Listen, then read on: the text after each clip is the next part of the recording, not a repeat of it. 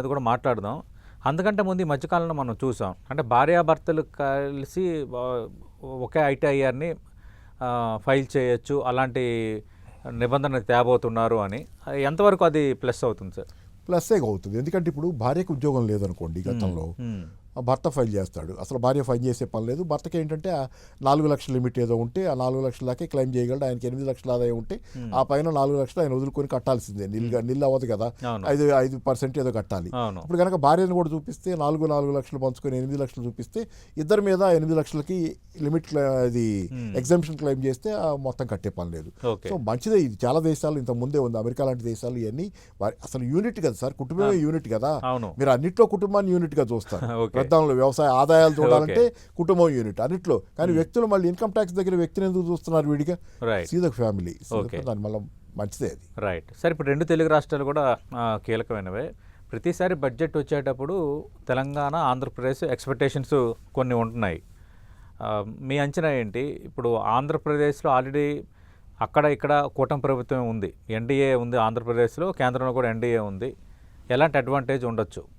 చంద్రబాబు చాలా అడ్వాంటేజెస్. ఒక రకంగా అక్కడ గవర్నమెంట్ కూడా మిడ్ ఇయర్, ఆంధ్రప్రదేశ్ గవర్నమెంట్కి ఇంకా టైం ఉంది. టైము 3 ఏళ్ళు ఉంది కదా. అవును. ఏదేమైనా కానీ ఏంటంటే ఆంధ్రప్రదేశ్ గతంలో పొత్తు పెట్టుకున్నప్పుడు వేరు. చంద్రబాబు గతంలో బీజేపీతో పొత్తు పెట్టుకున్నప్పుడు అప్పటి ఎన్డీఏ పరిస్థితి వేరు, ఇప్పటి ఎన్డీఏ పరిస్థితి వేరు. గతంలో చంద్రబాబు పొత్తు పెట్టుకున్న ఇద్దరు అవసరం ఉంది తప్పితే అక్కడ బీజేపీ అవసరం పెద్దగా ఏమి, బీజేపీకి చంద్రబాబుతో అంత డిపెండెన్స్ లేదు. పొత్తు పెట్టుకున్నారు ఆంధ్రాలో ఎంటర్ అవటం కోసం ఏదో ఒకటి. అయితే ఇక్కడ ఈసారి చంద్రబాబుతో బీజేపీకి చాలా అవసరం ఉంది. అది కేంద్రంలో నిలబడాలంటే బీజేపీకి చంద్రబాబు కావాలి. కాబట్టి ఈ సందర్భంలో చంద్రబాబు ఆల్రెడీ కావాల్సినవి తెచ్చుకోగలుగుతున్నాడు. ఆయన లాస్ట్ బడ్జెట్లోనే అమరావతి కోసం అది అప్పే కానీ 15,000 కోట్లు అయితే ఒప్పించగలిగాడు. ఇట్లాంటివన్నీ చేసుకోగలుగుతున్నాడు. అంటే 2027 కల్లా పోలవరం కంప్లీట్ చేస్తామని ముఖ్యమంత్రి అనౌన్స్ చేశారు. ఇక్కడ సమస్య ఏంటంటే పోలవరం ప్రాజెక్టు దాదాపు కంప్లీట్ కావచ్చిందన్నది గుడ్, మనం ఎర్లీగా కావాలని కోరుకుందాం. R&R ప్యాకేజీ దగ్గరే అసలు మతలబ్ అనేది దాగుంది. అది ఇంకా అడ్రస్ చేయాల్సింది ఉంది కేంద్రం అనేది ఒక చర్చ. మరి కేంద్రం ఆర్ఆర్ ప్యాకేజీని పూర్తిస్థాయిలో అడ్రస్ చేయకుండా పోలవరం ప్రాజెక్టు 2027లో అమలుకు సాధ్యమేనా? ఈ బడ్జెట్ పైన ఆంధ్రప్రదేశ్ కూడా ఎక్కువగా అంచనాలు పెట్టుకుంది. అంటే కోర్టులు అడ్డం వస్తాయి అనేది అది ఏదైనా ఇప్పుడు చాలా చర్చలు ఉన్నాయి కదా. గతంలో ఉన్న అమరావతి రాజధాని, తర్వాత దక్షిణ కోస్తా రైల్వేకి సంబంధించి కొంత నిధులు కేటాయింపు. అదే కాదు, మీకు ఇప్పుడు ఎప్పటి నుంచో ఉన్నది ఏంటంటే మాట మనం వింటుంటాం. ఇప్పుడు మనం గ్రౌండ్ లెవెల్లో చూడలేం. కానీ నాగార్జున సాగర్ ప్రాజెక్టులో తొలగించబడ్డ వాళ్ళకి, అక్కడ డిస్ప్లేస్ అయిన వాళ్ళకి ఇప్పటికీ చాలా వరకు జరగలేదు. ఇప్పుడు కొత్తగా అది విశాఖ స్టీల్ ప్లాంట్ అప్పుడు జరిగిన వాళ్ళకి మరి అట్లాంటప్పుడు ఇంకా ఆర్&ఆర్ ప్యాకేజ్ అనేది మనం ఎంత మాట్లాడుకున్నా గతం నుంచి జరుగుతున్న చరిత్ర అంతా ఒకసారి డిస్ప్లేస్ అయిన తర్వాత మీకు ఏం జరుగుద్ది అనేది ప్రశ్నార్థకంగానే ఉంది.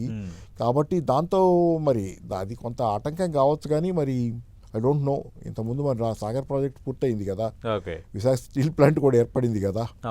సో చూద్దాం ఏమవుద్దో. కానీ అది కాదు. కానీ చంద్రబాబుకి అయితే చాలా లీవే ఉంది కేంద్రం దగ్గర.